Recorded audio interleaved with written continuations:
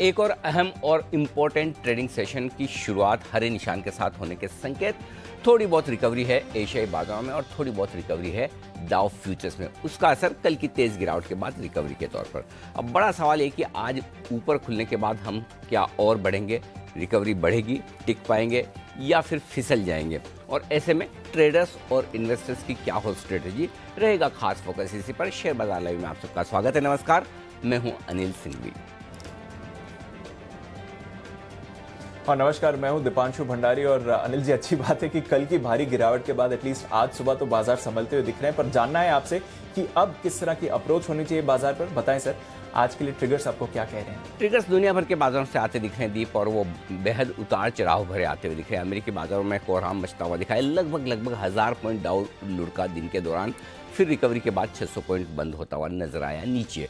अमेरिकी फेड की आज से 2 दिनों की अहम बैठक शुरू होती दिख रही है। आज और कल 2 दिन मीटिंग होगी और परसों गुरुवार सुबह हमारे यहाँ संकेत मिलते हुए नजर आएंगे कि अमेरिकी फेड आगे किस तरह के संकेत देता है।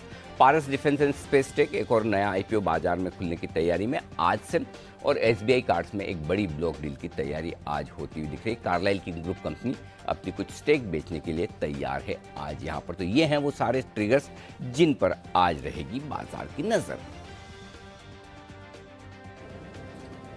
बिल्कुल सर, और बाजार की नजर पूरी तरह से बनी हुई है। जिस तरह से एक्शन कल का था, आज का एंटिसिपेशन है। और ग्लोबल बाजारों के बारे में भी बताएं सर, क्योंकि आज तो थोड़े संभले हुए दिख रहे हैं, पर जिस तरह से कल गिरावट हुई, इंट्राडे में डाउ करीब 1000 पॉइंट गिरते हुए दिखा और अक्रॉस द बोर्ड ये जो सेलिंग प्रेशर आते हुए दिखा है, कैसे समझें इसको? आज तो संभले हैं बाजार, बट जो एक्शन हुआ है कैसे देख रहे हैं इसको आप? दीप, कोई एक खास वजह अगर आप ढूंढने जाएंगे कि क्यों अमेरिकी बाजार गिरे हैं और क्यों दुनिया भर के बाजारों में इतनी तेज गिरावट है, तो आपको पता नहीं चलेगा। ऐसी कोई खास और बड़ी वजह नजर नहीं आती। वजह अगर सिर्फ है तो हांगकांग में चीन में एक बड़े रियल एस्टेट डेवलपर एवरग्रांड, उसकी डिफॉल्ट होने की खबरें जो आती हुई दिख रही है, क्या वो वाकई में इतनी बड़ी चीज़ है कि पूरी दुनिया भर के बाजारों को हिला दे?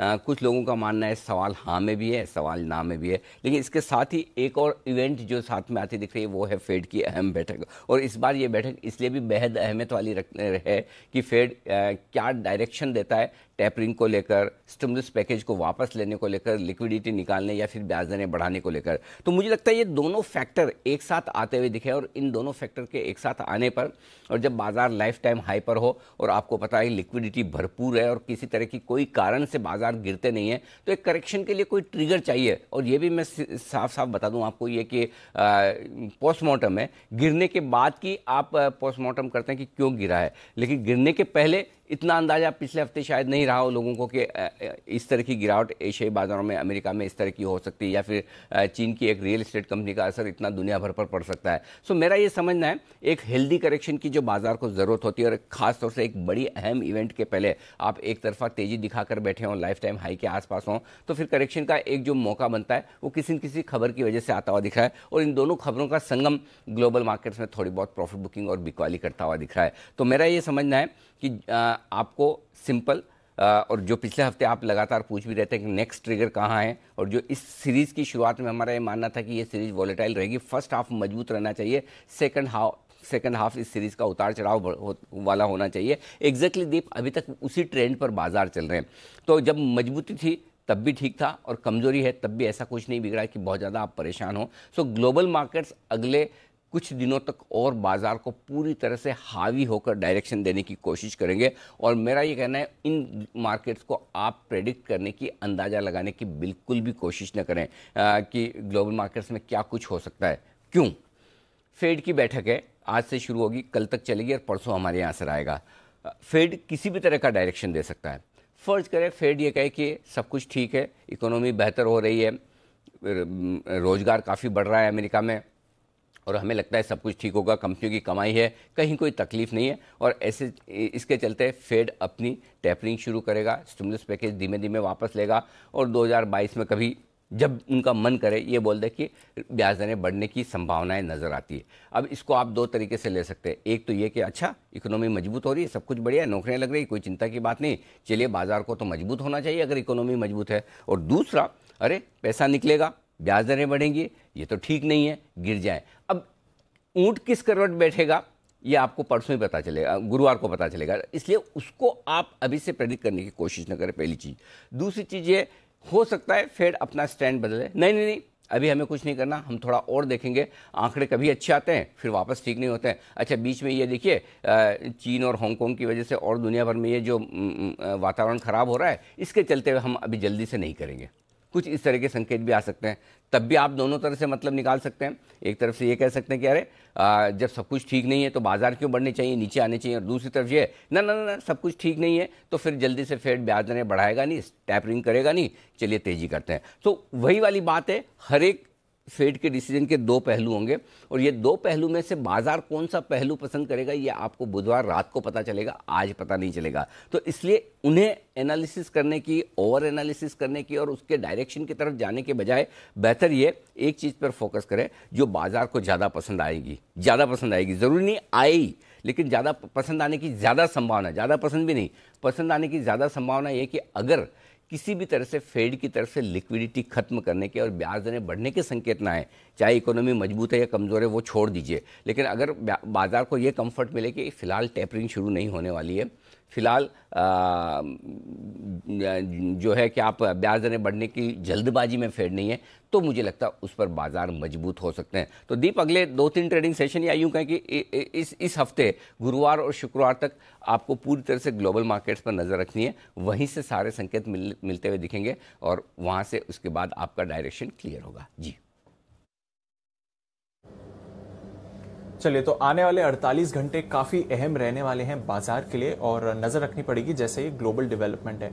तो सर, सवाल इसका फॉलोअप यही बनता है कि आने वाले 48 घंटे के लिए at least in the near term, short term में क्या अप्रोच बाजार में बदलनी चाहिए, क्योंकि अब तक तो हर डिप पर या पहले डिप पर या पहले इंपॉर्टेंट सपोर्ट पर खरीदारी आ रही थी, क्या उसे बदलकर फिलहाल थोड़ा सेल ऑन रैली रखें ताकि ये वॉलेटिलिटी निकल जाए, या अभी भी बाय ऑन डिप की मेंटालिटी रखें एकदम शॉर्ट टर्म में? सर दीप, एक एक दिन के मार्केट से और एक एक दिन की गिरावट से अगर स्ट्रेटेजी बदलेंगे तो कैसे बाजार में टिकेंगे? हम कहाँ बात करते हैं साल, 2 साल, 5 साल, 10 साल के लिए पैसा लगाने की, राइट? और 5 घंटे में हालत खराब हो जाती है, राइटली सो। लेकिन इसमें क्या बदलना है मैं बताता हूँ। जिन लोगों को भाव देखकर डर लग रहा है वो 3 दिन की छुट्टी पे चले जाए, सीधा है ना अगले हफ्ते आए। मेरा ये समझना है, अगर आप मुझे प्राइस देखो, मैं आपको 2 तरीके से बताता हूँ। आपको बाजार में डर क्या चीज़ का है? दो चीज़ों का डर लगा है, एक प्राइस वाइज करेक्शन का और दूसरा टाइम वाइज करेक्शन का। ठीक है, एक तो आपके पास जो स्टॉक है उसके भाव तेजी से घट गए, गिर गए, तो वो बड़ी तकलीफ देता है, और वो गिरे हुए भाव कितने लंबे समय तक नीचे रहते हैं, वो टाइम वाइज करेक्शन वो दूसरा आपको तकलीफ देता है। सो मेरा ये समझना है, प्राइस वाइज करेक्शन आपके हाथ में नहीं है ना, आपको पता है कि वो price wise correction Tata steel में 10% का ही था, या 10% का जरूर से ज़्यादा गया हो गया, 5-6% ही काफ़ी था, या 10% कम है, ये 15 से 20% हो सकता है। इसका जवाब किसी के पास है नहीं। सो आपके पास क्या है? आपके पास टाइम वाइज करेक्शन को पचाने की क्षमता है कि जितना ज़्यादा वॉलेटिलिटी हो, वॉलेटिलिटी का एक ही जवाब है, लंबा समय तक पैसा लगा के रख लेना, सिंपल। क्योंकि अल्टीमेटली लॉन्ग टर्म में वॉलेटिलिटी कम होगी, हर रोज टाटा स्टील 10% बढ़ेगा घटेगा नहीं, ये आप जानते हैं। सो मेरा पॉइंट सिंपल है, आप अगर इन्वेस्टर हैं, आप सिंपल एक चीज़ करें, आप ये समझ लीजिए मुझे 3 दिन मार्केट नहीं देखना है, अनलेस कि मुझे नया पैसा लगाना है। ठीक है, तो और वो क्यों बोल रहा हूँ, उसके पीछे लॉजिक है। ऐसा नहीं कि मैं 3 दिन में सब कुछ ठीक हो जाए, उसका लॉजिक क्या है मैं बता देता हूँ। लॉजिक 2 हैं, और इन दोनों लॉजिक को मिलाकर आप देखेंगे तो आप भी सहमत होंगे कि जो कुछ होना है गुरुवार शुक्रवार तक हो जाएगा। गुरुवार शुक्रवार तक अगर निफ्टी को 16,900 17,100 आना है तो भी ठीक है, निफ्टी यही 17,250 17,325 की रेंज में सपोर्ट लेके करेक्शन खत्म कर देगा तो भी ठीक है। तो जो होना है इस गुरुवार शुक्रवार तक हो जाना है, ज़्यादा से ज़्यादा इस हफ्ते, मेरे ख्याल से तो गुरुवार तक ही हो जाएगा। और उसकी 2 बड़ी वजह, पहला, आज और कल 2 दिनों की फेड की बैठक का जो परिणाम होगा वो परसों सुबह यानी कि गुरुवार सुबह हमारे यहाँ आएगा, और इसलिए गुरुवार को हमारे बाजार उस पर जो रिएक्शन लेना है ग्लोबल मार्केट से डायरेक्शन ले लेंगे कि भाई फेड की मीटिंग्स के बाद अमेरिकी बाजारों का क्या रुझान है, वहाँ से हमें जो संकेत मिलेगा उसके दम पर हमें गिरना है या बढ़ना है हम गुरुवार को सुबह डिसाइड कर लेंगे। दूसरा, गुरुवार तक आपकी वीकली एक्सपायरी भी है, करेक्ट, और वीकली एक्सपायरी के लिहाज से जो कुछ भी पोजीशंस की ऊपर नीचे जो कुछ होनी है, जो कमज़ोर ट्रेडर्स को कटना है, जिनको स्टॉप लॉस ट्रिगर होने हैं, लॉस बुक करना है, चाहे वो तेजी है चाहे मंदी की तरफ हो, वो हो जाएगा।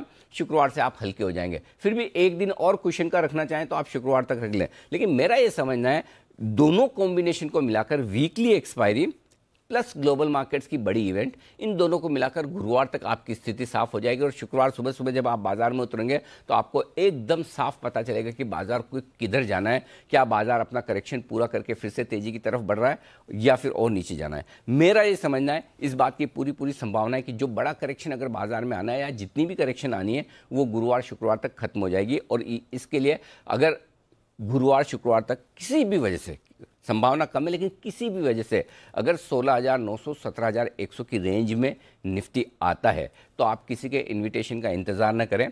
जो अब तक करेक्शन का इंतज़ार कर रहे थे उनके लिए गोल्डन चांस होगा। 16,900 17,100 की रेंज में 101% आपको पैसा लगाना ही लगाना है। कम से कम शुरुआत तो ज़रूर कर लीजिए वहाँ से आपको, और हो सकता है आप 17,200 17,350 की जो ये पहली सपोर्ट रेंज है उसको भी ना तोड़ें। अगर आज एक अच्छी तेज़ी बन जाए, आपका फिर से बेस ऊपर हो जाएगा, हो सकता है यहाँ भी रुक जाए। तो हो सकता है आपने कल जो बॉटम देखा है वापस जल्दी से उसे नीचे की तरफ हिट ना करें। आइदर थिंग, कुछ भी पॉसिबल है, लेकिन आपको सिंपल अपनी स्ट्रेटेजी इस हिसाब से बनानी, टाइम वाइज करेक्शन के लिहाज से, पहली चीज़।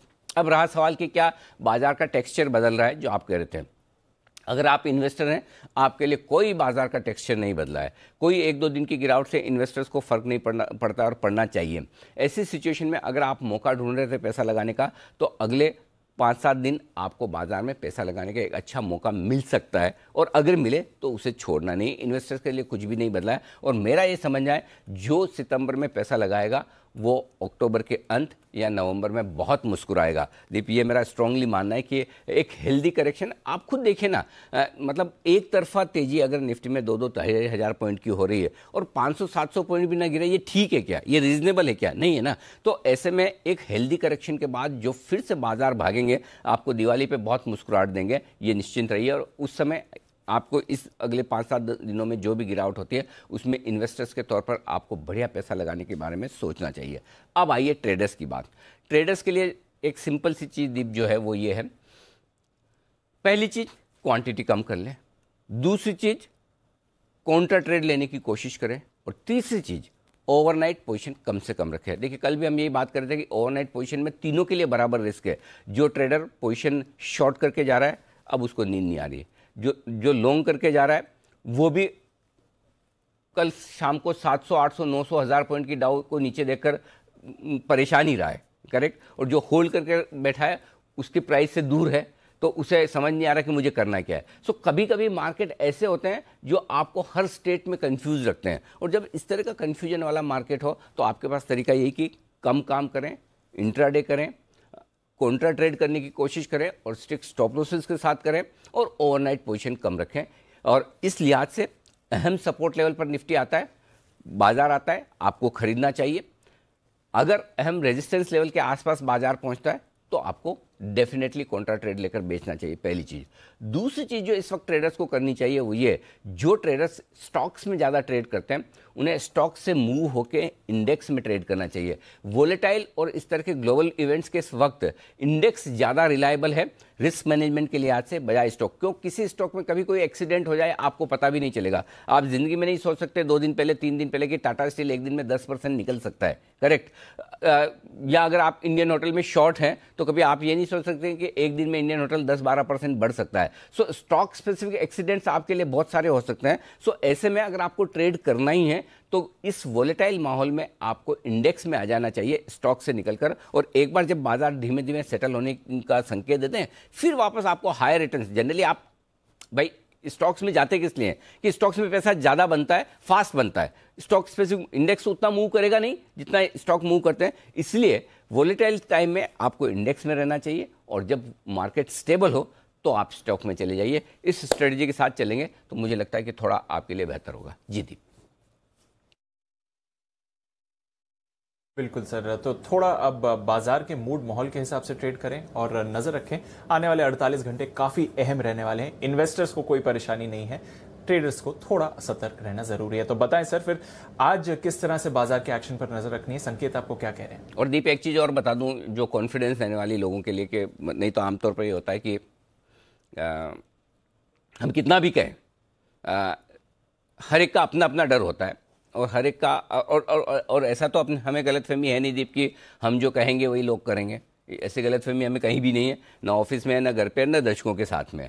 सो मेरा पॉइंट सिंपल सी चीज़ ये है दीप, मैं आपको एकदम खुलकर क्लियर कट कहना चाहता हूँ, 16,900 17,100 की रेंज में निफ्टी आएगा तो मैं खुद अपना पैसा म्यूचुअल फंड में लगाऊंगा। अब वो 20% 25% जो भी कैश मेरे पास में, कम से कम उससे लेके 50% के बीच में मैं लगाने का आज इरादा रखता हूँ। अनलेस कि कोई ग्लोबल में बड़ी कुछ इवेंट हो जाए, कुछ एकदम से ही खराब हो जाए, तब तो अलग बात है। वो डेवलपमेंट होंगे तो हम रोज़ मुलाकात करते ही हैं, मैं आपको बताऊंगा भी। लेकिन एज ऑफ नाउ मेरा इरादा है कि 40-50% कैश अगर पड़ा है आपके पास में तो 16,900 17,100 की रेंज में लगाने के लिए आपकी तैयारी रहनी चाहिए। फिर आपके रिस्क लेने की ताकत पर है, आप स्टॉक्स में लगाएं या म्यूचुअल फंड में लगाएं। हम म्यूचुअल फंड में लगाते हैं, आपकी मर्जी आप कहाँ लगाएं, लेकिन उसकी तैयारी रखिए एटलीस्ट। मतलब एग्जाम तो एक दिन होता है, आपको डेट फिक्स होती है, तैयारी आप साल भर करते हैं। ये एग्जाम ऐसा है जिसकी डेट फिक्स नहीं है कि कब ये आपसे एग्जाम कब लिया जाएगा। सो इसकी तैयारी आपकी और ज़्यादा होनी चाहिए। जहां आपको पता नहीं अब ये 16,900 17,100 आ जाएगा, गुरुवार को आएगा, शुक्रवार को आएगा, या नहीं भी आएगा, करेक्ट।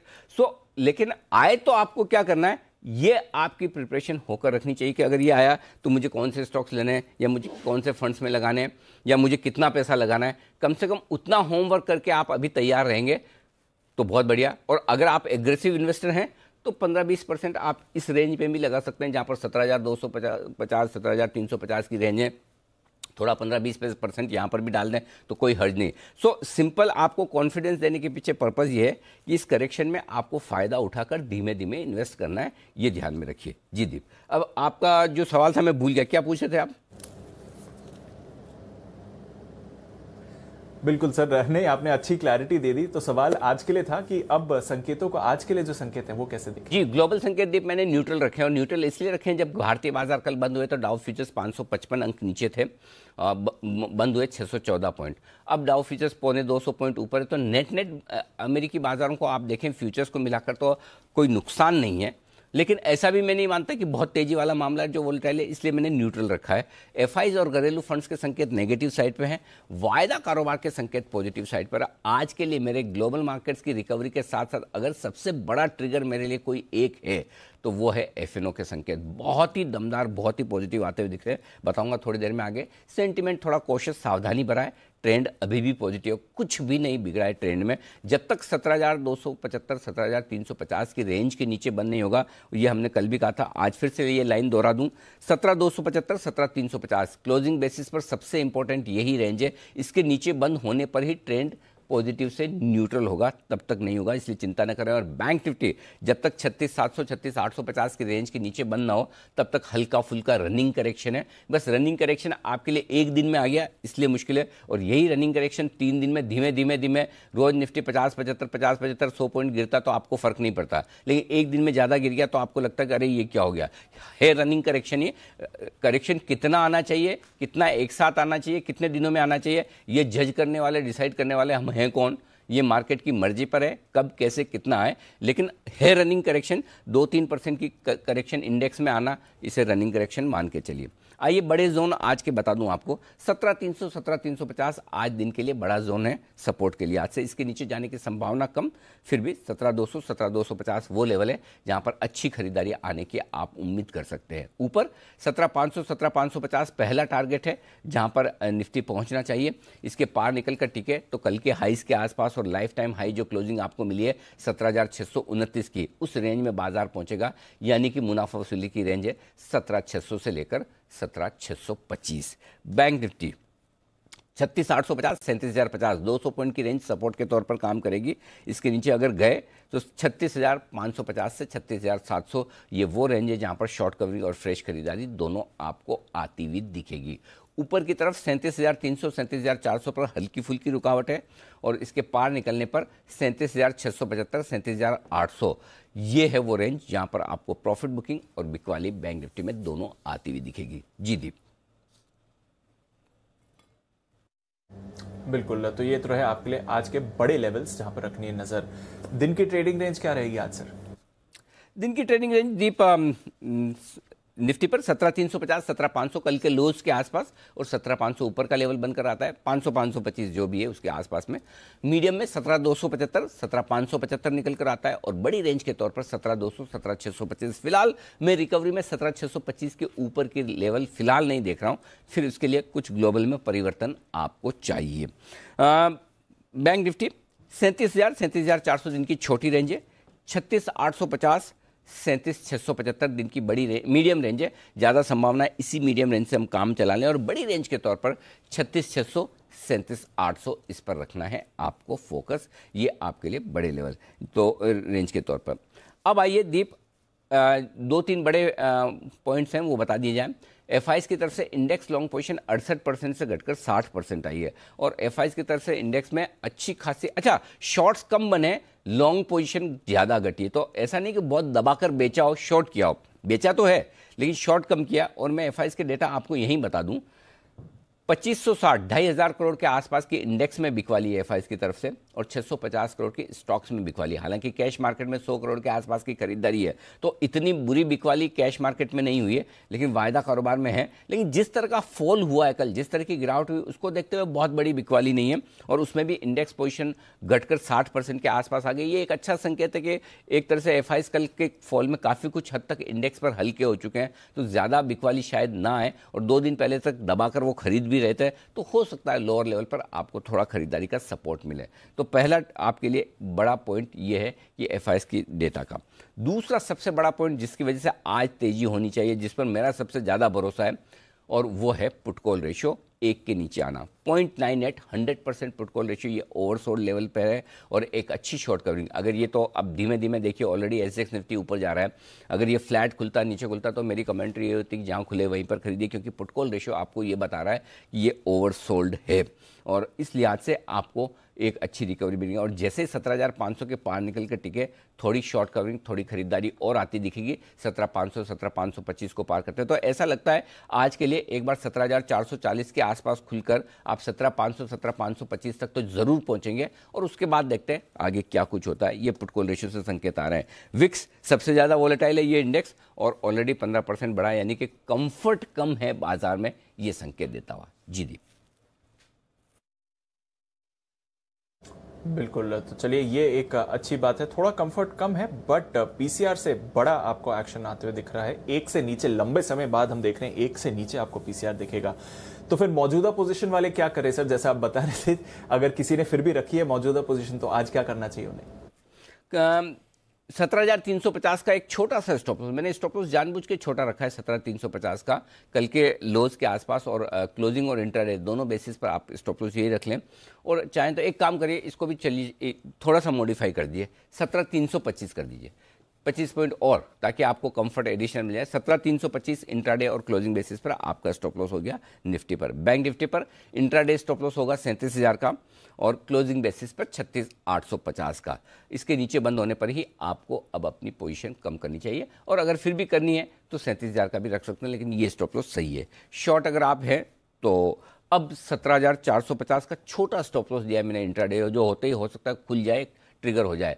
लेकिन अगर आपको फिर भी थोड़ा ऊपर का रखना है इंट्राडे, तो 17,525 का रख लें। लेकिन मेरा ये मानना है 17,450 के ऊपर निकलकर निफ्टी टिकता है तो 50-75 पॉइंट और खींच ही देगा, और ऐसे में आपको स्टॉप लॉस छोटा ही रख लेना चाहिए। और क्लोजिंग बेसिस पर 17,630, यानी कि आप लाइफ हाई फिर से बनाएं क्लोजिंग बेसिस पर, तो ही आप शॉर्ट पोजीशन को काटिए, अदरवाइज शॉर्ट में रहिए, क्योंकि ऊपर में आपको बिकवाली के मौके भी बनेंगे। डे ट्रेडर्स और क्लोजिंग बेसिस पर ट्रेडर्स जो हैं वो अलग अलग तरीके से अपना स्टॉप लॉस देखें। जी दीप। बिल्कुल, तो ये आपके लिए अब इंपॉर्टेंट लेवल्स हैं, और स्पेशली अब नए रिकॉर्ड के ऊपर निफ्टी जाए तभी आपको ये मूड बदलना होगा, जहां तक शॉर्ट्स का सवाल है। बैंक निफ्टी पर क्या करें सर, मौजूदा पोजीशन वाले? नहीं, अभी तो मेरे निफ्टी भी बताना बाकी है, अभी तो मैंने खाली स्टॉप लॉस ही बताया। तो निफ्टी खरीदने की राय है 17,275, 17,350 की रेंज में अगर आए तो ज़रूर लेना चाहिए आपको, निफ्टी खरीदारी करें। 17,200 का स्टॉप लॉस यहाँ पर होगा, 17,400, 440, 500, 525 ये टारगेट है, अगर इस रेंज में नीचे मिलता है तो। अब ज़्यादा संभावना है कि इस रेंज में मिलेगा नहीं, गैप से खुल रहे हैं, तो फिर एग्रेसिव ट्रेडर्स के लिए 17,300 के स्टॉप लॉस से खरीदारी करने की राय है निफ्टी में।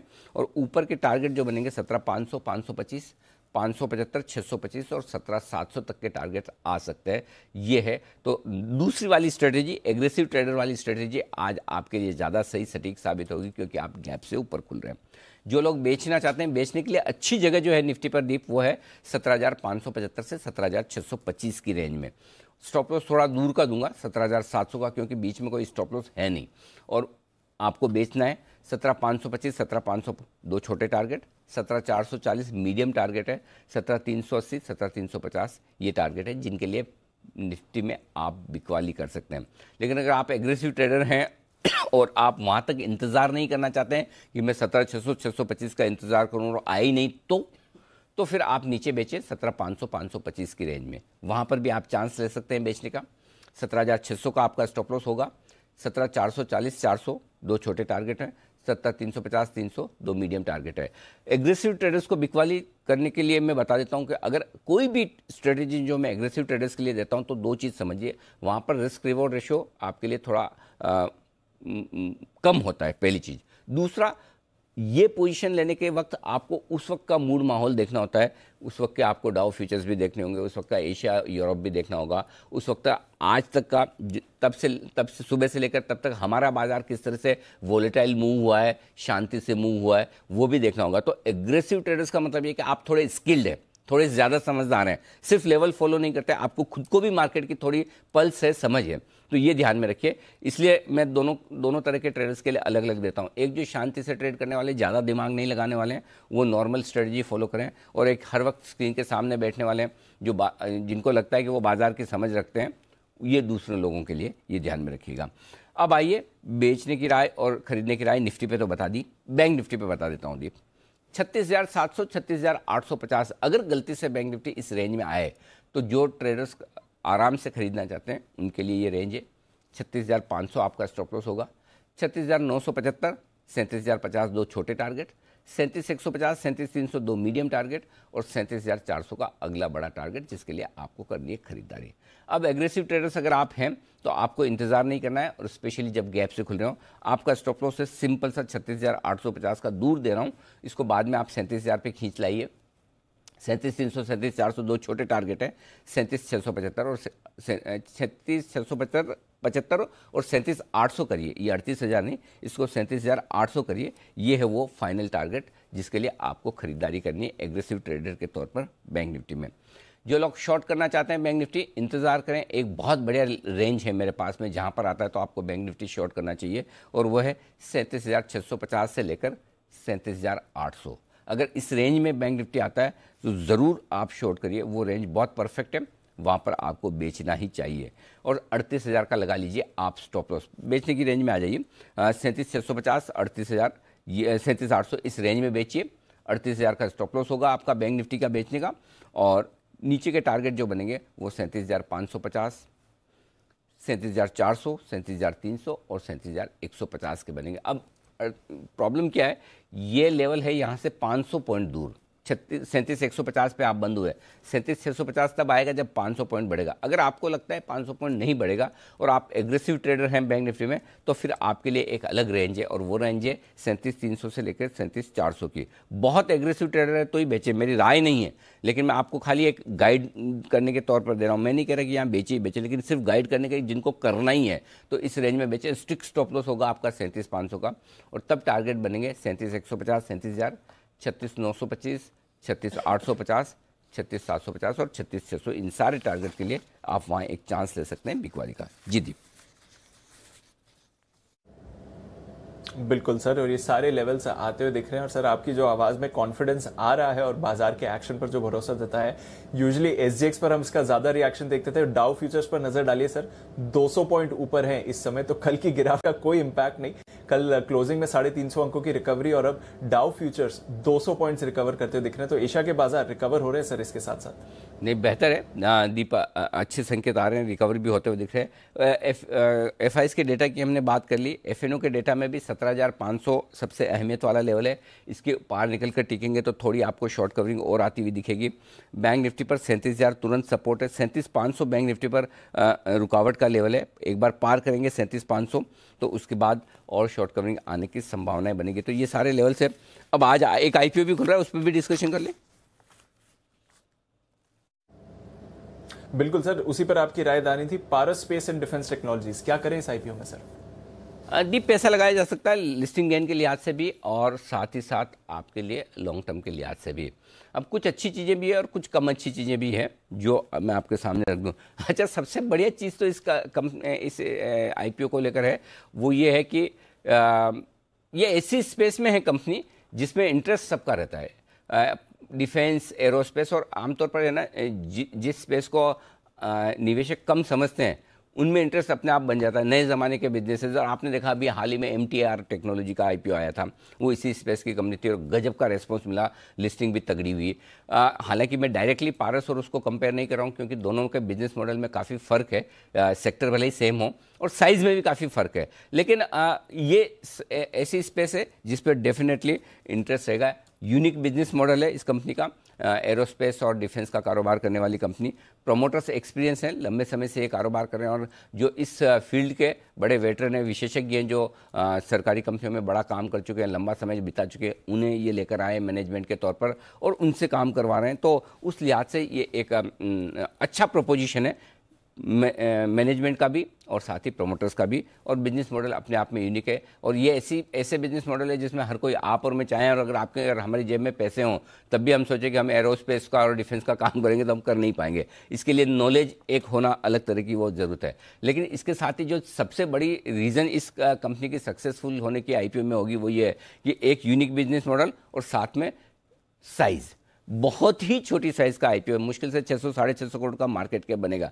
अब आजकल के ज़माने में यूनिक बिजनेस मॉडल वाली कंपनी आ जाए और ऐसा इस तरह का छोटा सा है, लोग मतलब लाइन लगा कर लेंगे, सिंपल सी बात है, और इसलिए भरेगा बहुत, और इसलिए इसकी लिस्टिंग भी दमदार होगी। तो ये 3 बड़े कारण हैं जिसकी वजह से, तो सबसे बड़ा कारण ये यूनिक बिजनेस मॉडल और साथ ही बहुत ही छोटी साइज़।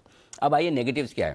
पहली चीज़, वाकई में साइज़ बहुत छोटी है। 150 करोड़ का रेवेन्यू इस तरह की कंपनी के लिए मुझे बहुत छोटा लगता है। ऑर्डर बुक मुश्किल से 300 करोड़ की है, तो जो ग्रोथ साइज़ में होनी चाहिए वो नहीं है जैसी मैं देखना चाहता हूँ। इस तरह के बिजनेसेस में अगर आपके पास मतलब ग्रो करने के लिए यूनिवर्स ही छोटा है तो फिर देखने वाली बात है। हालांकि कंपनी का मैनेजमेंट कह रहा है कि अब जो पैसा आ रहा है उससे कैपेक्स करेंगे, आगे ग्रोथ आएगी, देखते हैं अगले 2-3 साल कैसे रहते हैं। तो पहली चीज़, बेस बड़ा स्मॉल है।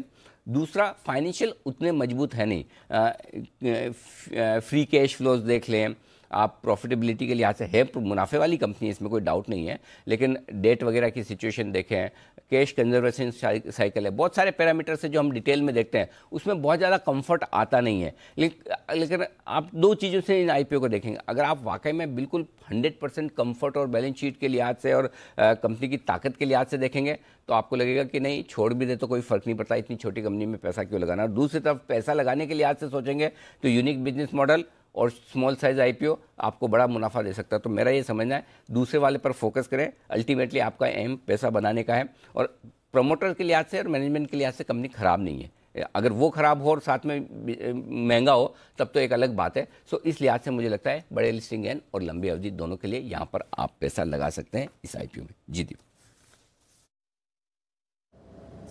चलिए सर, तो बढ़िया बात आपने बताई कंपनी के बारे में। नजर रखिए, आज से आईपीओ खुल रही है, बड़े लिस्टिंग गेन और साथ ही लंबी अवधि दोनों हिसाब से आप पैसे इसमें लगा सकते हैं।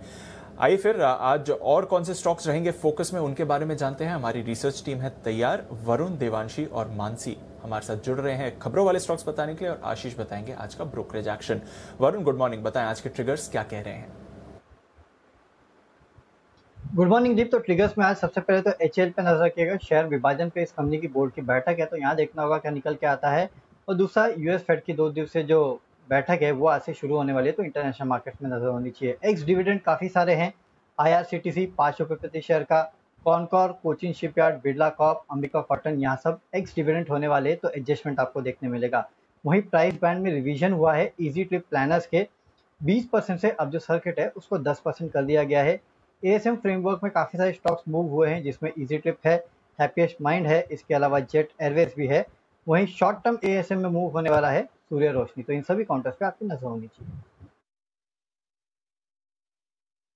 बिल्कुल, तो ये हैं आपके लिए कुछ अहम ट्रिगर्स और रिवीजन प्राइस बैंड के ASM कैटेगरी भी। देवांशी, गुड मॉर्निंग, बताएं आज की कुछ खबरें क्या हैं। Good morning Deepanshu. आज सबसे पहले आपको एसबीआई कार्ड्स इस पर बाजार खुलते ही इस पर आपको नजर करनी होगी, क्योंकि कार्याल ग्रुप की company CA rover holdings company में 3.4% हिस्सा बेचेगी, यानी कि करीब 3.2 करोड़ शेयर्स का ब्लॉक डील होता हुआ दिखेगा। जो फ्लो प्राइस तय की गई 1021 से लेकर 1072 प्रति शेयर के भाव के बीच में ये ब्लॉक डील होने की संभावना बनती हुई दिख रही है। और आप देखिए 0.4% से लेके 4.6% तक का जो डिस्काउंट है उस पर ये ब्लॉक डील होने की पूरी संभावना है। तो इस स्टॉक पर आज रिएक्शन आपको आता हुआ दिख सकता है। कुल मिला के 3267 करोड़ की ये डील हो सकती है। एक्शन कंस्ट्रक्शन इक्विपमेंट लगातार ये स्टॉक फोकस में, और कल शाम को QIP खोलने के लिए बोर्ड से मंजूरी मिल चुकी है। फ्लो प्राइस 254 रुपीज 55 पैसे प्रति शेयर पर तय किया गया था, जो कि क्लोजिंग भाव से करीब 2.6% के प्रीमियम पर है। कंपनी का ये भी कहना है कि जो ओवरऑल फ्लो प्राइस है उस पर 5% का अतिरिक्त डिस्काउंट भी दे सकती है, लेकिन फ्लोर जो QIP है उसके चलते 175 करोड़ रुपए जुटाने की योजना कंपनी की तरफ से है। फाइनल प्राइस और जो फाइनल साइज है उस पर बोर्ड की बैठक होने वाली है 23 सितंबर को। हिंदुस्तान कॉपर पर आपको नजर रखनी होगी, जहां पे इंटीग्रेस माफ कीजिएगा, जहां पे सरकार ने OFS के जरिए 6.35% हिस्सा जो है वो बेच दिया है। जो OFS था उससे बहुत ज्यादा अच्छा रिस्पांस मिलता हुआ नहीं दिखा था, स्पेशली रिटेल निवेशकों से, लेकिन सरकार की अब जो टोटल हिस्सेदारी है वो 72.8% से कम होकर अब 66.4% हो चुकी है। कैडिला हेल्थ केयर पर नजर रखें, जहां पे इंटीग्रेस के साथ कंपनी ने एक करार किया है और 2 जो ब्रांड्स हैं वो बेचने के लिए कंपनी ने ये करार किया है। इसी के चलते आज ये स्टॉक पर भी नजर रखें। और आखिर में नेस्ले, जहां पे कंपनी के मैनेजमेंट का ये कहना है कि जिस तरह से कमोडिटी के भाव बढ़ते हुए दिख रहे हैं, इसके चलते 2022 कंपनी के लिए एक चैलेंजिंग ईयर रह सकता है, काफी टफ ईयर रह सकता है। कंपनी ने 1 से 3% अपने उत्पादन के प्राइसेस बढ़ाए जरूर हैं, लेकिन इसके बावजूद जो कमोडिटी की कीमतें हैं वो 4 से 5% तक बढ़ती हुई दिखी है। और ग्रोथ, जो ई-कॉमर्स ग्रोथ है, वहां पे भी थोड़ी सी कमी आती हुई दिखी है, और इसी के चलते थोड़े से चैलेंजेस 2022 में नेस्ले में देखने मिल सकते हैं। बिल्कुल, तो नेस्ले की तरफ से अच्छी कमेंट्री नहीं आई है। देखते हैं नेस्ले और बाकी FMCG काउंटर्स पर इसका क्या इंपैक्ट रहेगा। मानसी, गुड मॉर्निंग, बताएं आपके पास कौन सी खबरें हैं? Good morning Deepanshu. फाइजर से शुरुआत कर रही हूं। कंपनी ने अपनी कोरोना वैक्सीन को लेकर एक बयान दिया है। कंपनी का कहना है कि फाइजर की कोरोना वैक्सीन जो है वो 5 से 11 साल के बच्चों के लिए सुरक्षित है। क्लिनिकल ट्रायल परिणाम उम्र के लोगों यानी कि बच्चों के लिए कम खुराक वाला यानी कम डोजेज वाला टीका दिया जा सकता है।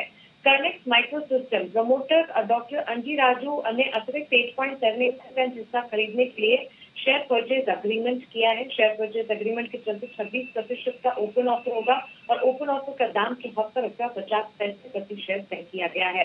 HCL कंपनी ने क्लैरिफिकेशन जारी किया है। सरकार की OFS के जरिए हिस्सा बेचने की खबरों पर कंपनी ने सफाई दी है।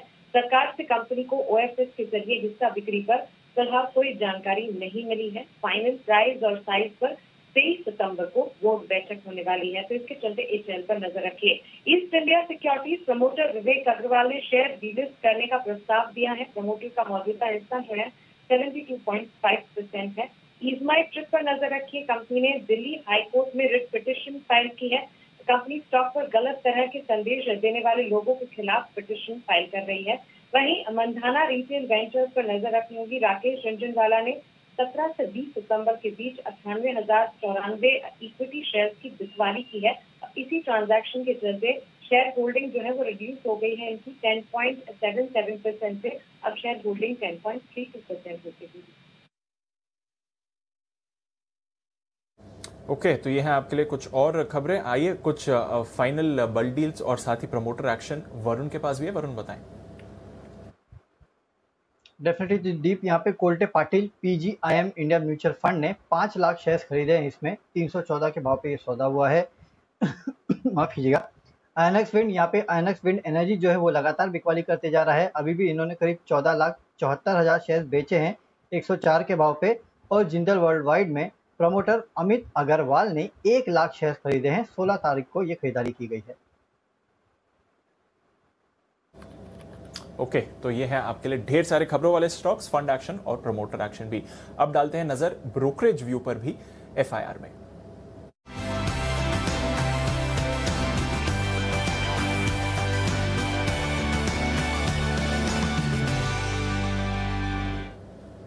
गुड मॉर्निंग आशीष, बताएं क्या कह रही हैं आज रिपोर्ट्स? Good morning Deepanshu. सबसे पहले देखिए एशियन पेंट्स यहाँ पर जेपी मॉर्गन की तरफ से रिपोर्ट आई है। ओवरवेट की रेटिंग को बरकरार रखा है। 3,525 रुपये के लक्ष्य के लिए 3,273 की कल की क्लोजिंग है और ये मान रहे कि आगे भी जाकर कीमतें बढ़ती हुई देख सकती हैं। और वाटर प्रूफिंग सेगमेंट में कंपनी का जो है ग्रेजुअली मार्केट शेयर लगातार बढ़ता जा रहा है, तो स्टॉक पर बुलिश है।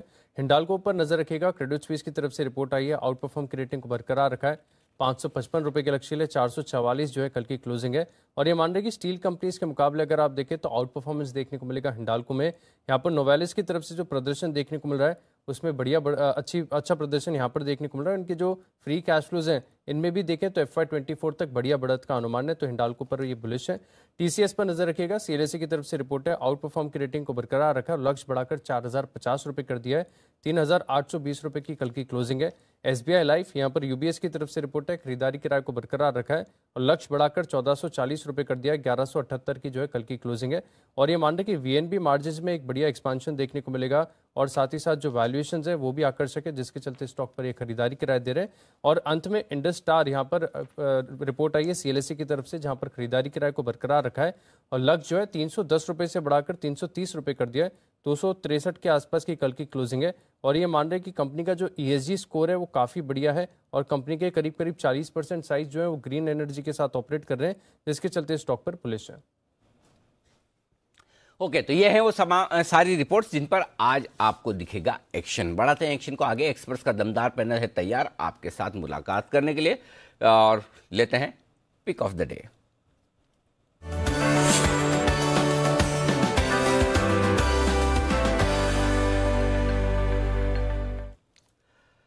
कुणाल जी सुप्रभात, करिए शुरुआत।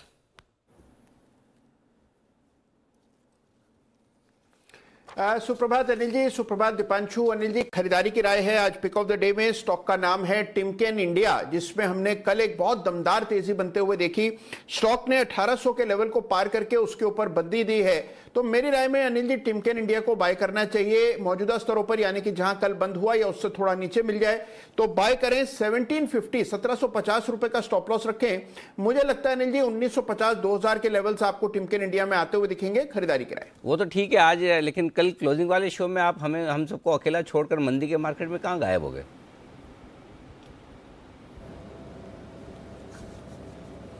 अनिल जी देखिए, मुझे पहले ही आहट हो गई थी कि मंदी आने वाली है। मैंने सोचा कि आज अनिल जी थोड़ा विचरण करके आते हैं। थैंक गॉड आज हरे निशान में, तो कुणाल जी पता चला आज फिर से छुट्टी मार लेते हैं। चलिए, इस मामले में बंसल जी हमारे शूरवीर निकले, अकेले मोर्चा संभाले रखा है। बंसल जी गुड मॉर्निंग, बताएं सर आपका pick of the day.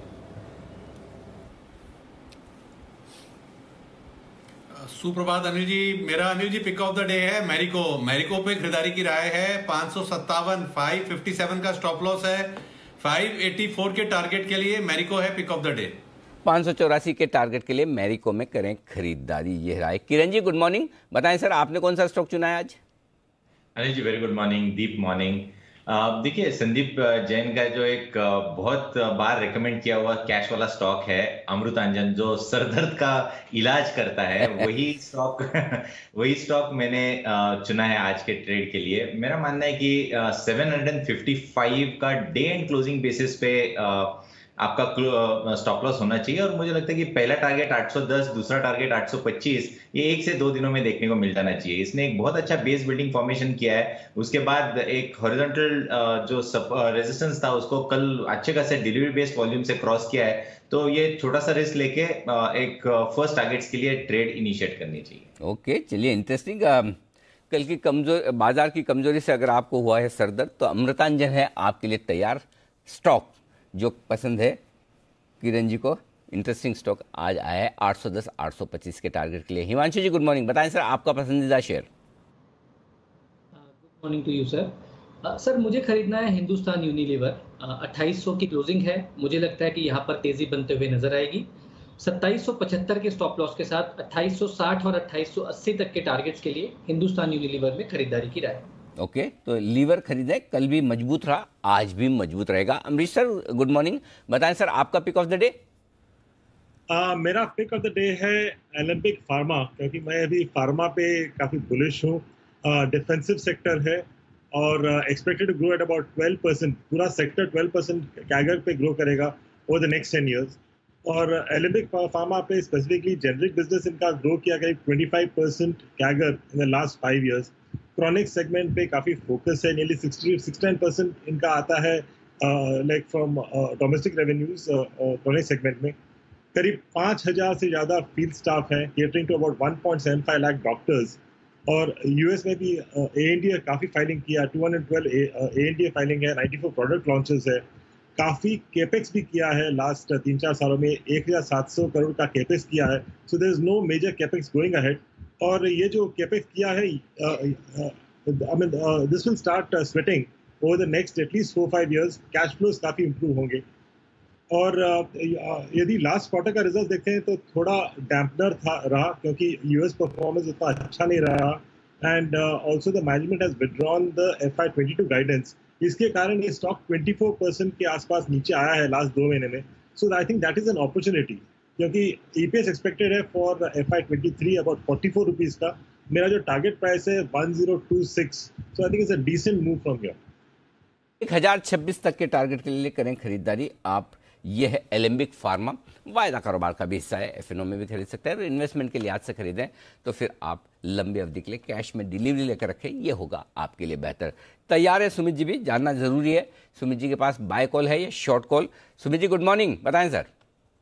Good morning Anil ji, good morning Anil ji. मेरे पास वो स्टॉक में लेने का सलाह रहेगा जिस स्टॉक के नाम में है ले, और स्टॉक का नाम है नेस्ले। जी जी, तो FMCG काउंटर्स में मोमेंटम देखने को मिल रहा है। FMCG काउंटर्स एक बढ़िया मूव दिखा रहे हैं। नेस्ले यहां से ऊपर का मूव दिखाना चाहिए। 20,200 20,300 के आसपास नेस्ले के अंदर खरीदारी करें। 20,000 के नीचे का इसके अंदर स्टॉप लॉस लगाना है, और ऊपर में 20,600 से लेकर 20,700 तक का मूव नेस्ले के अंदर ऊपर की तरफ देखने को मिल सकता है। तो आज और कुछ दिनों के लिए नेस्ले में खरीदारी करें। 20,700 तक के लेवल इमीडिएटली शॉर्ट टर्म में ट्रेडिंग के लिहाज से देखने को मिल सकते हैं। पोजिशनली 21,000 प्लस के लेवल नेस्ले में देखने को मिलेंगे। और इसी पर एक राय मैं अमरीश सर आपसे भी लेना चाहता हूं, क्योंकि कल नेस्ले के जो चीफ हैं सुरेश नारायणन साहब, उनके स्टेटमेंट आए थे। उनका ये कहना था कि साल 2022 थोड़ा मुश्किल भरा हो सकता है। कमोडिटीज के दाम जिस तरह से तेजी से बढ़े, उनसे मार्जिन पर थोड़ा सा मुश्किल आता हुआ दिख रहा है। इसलिए कॉफ़ी हुआ, खाने पीने की चीज़ें, ऑयल हुआ, उनके दाम 4 से 5% बढ़े। तो इनके लिए तो ये सब रॉ मटेरियल है, और इन्हें भी 1 से 3% अपने प्रोडक्ट के दाम बढ़ाने पड़े हैं। तो ऐसा उनका मानना था। तो थोड़ा सा ऐसा कॉशियस स्टैंस उन्होंने बताया है। क्या है आपकी राय नेस्ले पर? नहीं, देखिए इसमें क्या होता है कि शॉर्ट टर्म में तो मार्जिन प्रेशर रहता है, क्योंकि इन लोग इमीडिएटली भाव बढ़ा नहीं सकते, क्योंकि कमोडिटीज मार्केट्स भी काफी वॉलेटिल रहते हैं। So they absorb the price hike for some time. पर यदि लॉन्ग टर्म में देखें, FY22 का उन्होंने बात किया, FY23 का बात नहीं किया, क्योंकि FY23 में श्योरली प्राइसेस इंक्रीज करेंगे। In case these hike in prices remain, commodity prices remain high, तो श्योरली उनके जो प्रोडक्ट्स हैं उनके प्राइसेस उन लोग इंक्रीज करेंगे in the next couple of months, और उसका इफेक्ट FY23 में आएगा, when again the margins will bounce back. तो मैं बोलूंगा कि इसके कारण यदि कुछ वीकनेस आता है नेस्ले में, then I think it's clearly a buying opportunity, and ये blue chip stock है, long term के लिए रखना चाहिए। I don't think one should be looking at trading. Okay, तो लॉन्ग टर्म के लिए रखना ठीक है, और ट्रेडिंग करने के बारे में, इसके बारे में आप सोचे भी ना, ये आपके लिए ठीक रहेगा। आइए कुछ और स्टॉक्स जो आज एक्शन में रहेंगे उन पर करते हैं फोकस। SBI कार्ड्स, कुणाल जी ये देखिए आज जो ब्लॉक डील होने वाली है, जिसमें कार्लाइल की ग्रुप कंपनी अपनी हिस्सेदारी बेचेगी, लगभग 3.5% हिस्सा उनका बेचने का इरादा है। जो ब्लॉक डील होगी 3 करोड़ 20 लाख शेयरों की होगी, और 1021 से 1072 की रेंज बताई जा रही है, जिसमें डील हो सकती है। 3200-3300 करोड़ का मामला है। इन्वेस्टर्स के लिए कौन सा बढ़िया लेवल है जहां पर एंट्री की जाए ब्लॉक डील के बाद?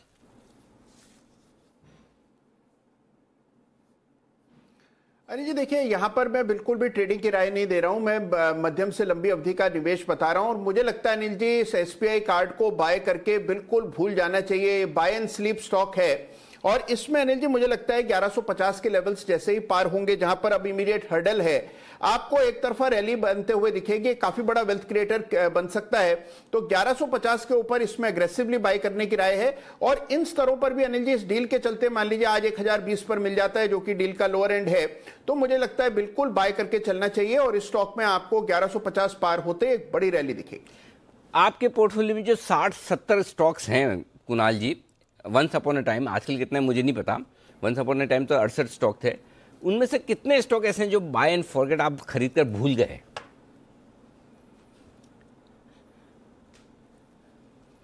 नहीं अनिल जी, कोई भी बाय एंड फॉरगेट नहीं होता है, बाय एंड स्लीप हो सकता है अनिल जी। अच्छा, बाय एंड स्लीप।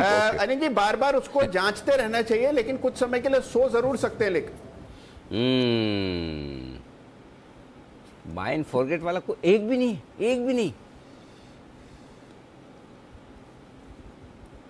अच्छा, नहीं अनिल जी एक भी नहीं है, बाय एंड फॉरगेट तो अनिल जी निफ्टी भी नहीं है। अच्छा, आप में से किसी के पास कोई ऐसा स्टॉक है जो आपको लगता है बाय एंड फॉरगेट? हमारे सातों मेहमान जो है उनमें से बताएं कोई भी। अच्छा, सुमित जी बता रहे हैं। जी सुमित जी। अनिल जी, एक स्टॉक है जो लेके रखना चाहिए, लेकिन हाँ जब जब गिरावट आती है तब एवरेज तो करना ही पड़ेगा। तो जो स्टॉक है वो है Asian paints. Anil ji, Asian paints एक सदाबहार शेयर टाइप है जो स्टॉक कंटिन्यूसली एक तेजी के मूवमेंट में है और एक कंटिन्यूसली एक तेजी के ट्रेंड के अंदर में है। तो डिप जरूर आएंगे जब जब मार्केट गिरेगा तब, लेकिन ये स्टॉक ऐसा है जो पोर्टफोलियो में होना ही चाहिए। मतलब बाय एंड फॉरगेट है, मतलब और नीचे आए तो लेना है, मतलब अच्छा, बंसल जी बताइए। देखिए अनिल जी, मेरा ऐसा मानना है कि जितने भी अनिल जी ईटीएफ है इंडेक्स के, जैसे निफ्टी का ईटीएफ, बैंक निफ्टी का ईटीएफ, इवन सीपीएससी का ईटीएफ, ये ईटीएफ ऐसे होते हैं इनमें रेगुलरली पैसा डालते रहना चाहिए और खरीद के भूल जाना चाहिए। इनको भूला जा सकता है अनिल जी, स्टॉक में तो भूला नहीं जा सकता। थोड़ा सा ऊपर नीचे होता है, कोई बैड न्यूज आती है तो स्ट्रेस होता है, बट ईटीएफ में स्ट्रेस नहीं होता है। तो ईटीएफ मुझे लगता है बाय एंड फॉरगेट है। चलिए, ईटीएफ्स खरीद कर रख ले, यानी कि इंडेक्स बेसिकली, चाहे वो निफ्टी हो, सेंसेक्स हो, बैंक निफ्टी हो, या फिर कोई और ईटीएफ जो आपको पसंद हो वो खरीद कर रख लें, क्योंकि इंडेक्स में तनाव लेने की जरूरत नहीं है। बता तो यही आपको, सुनाई तो हो गई। कहीं न कहीं इंसान हो या निफ्टी, अंत में जाना उसको ऊपर ही है। बस फर्क इतना ही है कि निफ्टी जब तक ऊपर न जाए तब तक हमें नीचे ही रहना है, हमें ऊपर नहीं जाना। तो हेल्थ का ध्यान रखें। लंबे समय तक मार्केट में पैसा लगा कर रखेंगे तो वेल्थ तो अपने आप बन जाएगी, चिंता न करें।